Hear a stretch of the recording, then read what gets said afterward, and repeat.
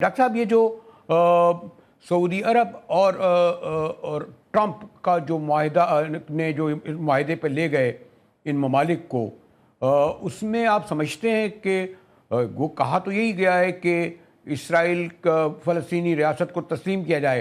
ये वही मुतालबा है जो अरसे से हो रहा था कि दो रियासतें, यानी इसराइल को भी तस्लीम किया जाए, फ़लस्तीन को भी तस्लीम किया जाए। आप समझते हैं ये कितना इससे बड़ा क्राइसिस खड़ा होगा डॉक्टर साहब? पहले तो मुजाहिद साहब, आपके वक्त का बहुत बहुत शुक्रिया। आपने बजा फरमाया, ये बड़ा कॉम्प्लेक्स इशू है। बिकॉज इस इशू के पीछे जो मकासद नजर आ रहे हैं, जो रेजोल्यूशन जिसका आप तस्करा फरमा रहे हैं, जिसमें चाइना और रशिया ने अपने आप को एब्सटेन किया, इसके पीछे 5 बड़े मकसद थे। एक के बड़े पैमाने पे जेनोसाइड को रोका जा सके, कत्लो गालत रोकी जा सके, और वो देख रहे हैं आपके किसी हद तक कामयाब हुए हैं, लेकिन मुकम्मल नहीं हुआ। अब भी इसराइल हमले करते हुए नजर आ रहा है। दूसरा बड़ा ये कि इमदादी जो सामान है वो फलस्तीन गजा तक पहुंच पाए। वो पहुंच पा रहा है, लेकिन वादे के मुताबिक नहीं। गालिबन 600 ट्रक का वादा किया गया, लेकिन मेरे ख्याल में 400 से कम ट्रक्स इस वक्त जा रहे हैं। गालिबन उसमें अभी भी 40 से 45% दाखिल हो पा रहे हैं। तीसरा ये कि इसराइलियों का मुकम्मल इनखला हो गजा की जमीन से, जो कि हम देख रहे हैं कि वो कह रहे हैं कि हम सिलसिलेवार करेंगे। और चौथा ये कि फलस्तीनी रियासत वजूद में आ जाए। और पांचवा ये कि मशरक़ वुस्ता में अमन कायम हो जाए।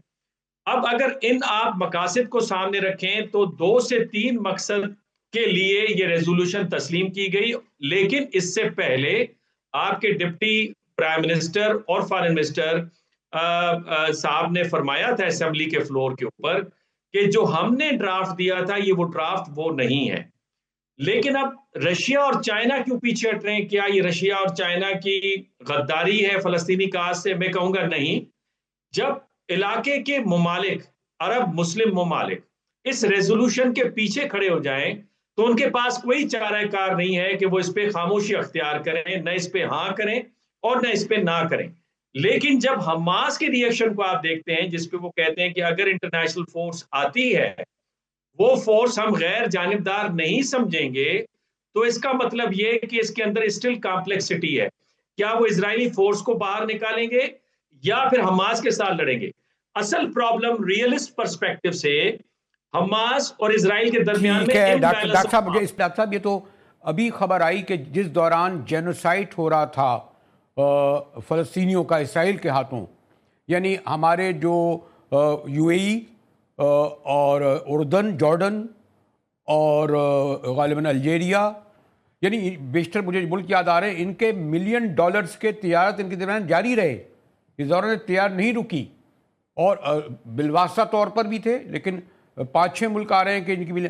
और अब ये जो है, अगर यहाँ कहीं भी इस पूरे मुआहदे में यह पूरा हुआ, कहीं आपने देखा कि वो ऐसा लगता है कि दोनों इक्वल सतह पे रखा गया है फ़लस्तीन को और इसराइल को, कि 60 लाख हज़ार को शहीद करे, उसके बावजूद आपके सो कॉल्ड इस्लामिक ममालिक उससे तिजारत भी रखें, ताकत भी रखें, और बहुत बाद में जाके कहीं कोई एक पीनट इमदाद दें उन फ़लस्तीनियों के लिए।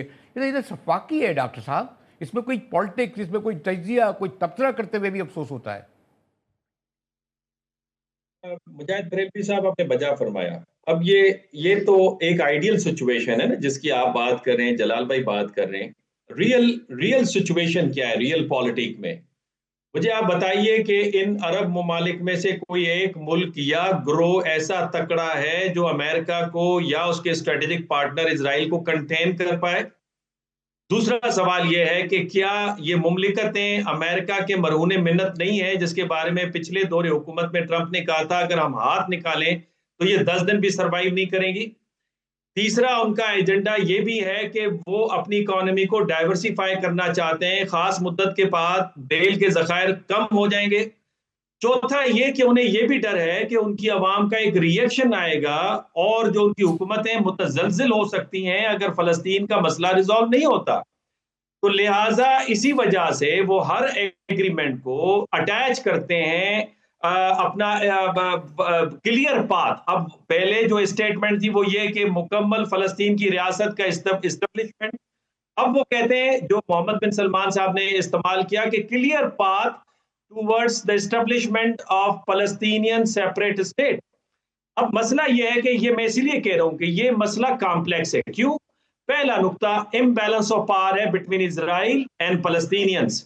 इजराइल के पास पूरा सिस्टमैटिक आर्मी है, फलस्तीनियंस के पास नहीं है, लिहाजा फलस्तीनियों के बैक के ऊपर कोई खड़े होने को तैयार नहीं है। तो लिहाजा ये इम्बैलेंस है, ये जब तक बैलेंस नहीं होगा तो बैलेंस नतीजा नहीं आएगा। दूसरी बात, दूसरा ये कि ये जो रीमेकिंग है इसका दूसरा मैंने इधर नुक्ता एक और इंपॉर्टेंट, हाँ दूसरा नुक्ता ये है कि अमेरिका का जो मफाद है मुजाहिद साहब, वो अमेरिकन फॉरेन पॉलिसी में झलकती है। उसमें आइडियलिज्म, रियलिज्म और इकोनॉमिक प्राइमेसी, री emergence of middle east based on investment in United states America, ये इस वक्त एजेंडा चल रहा है।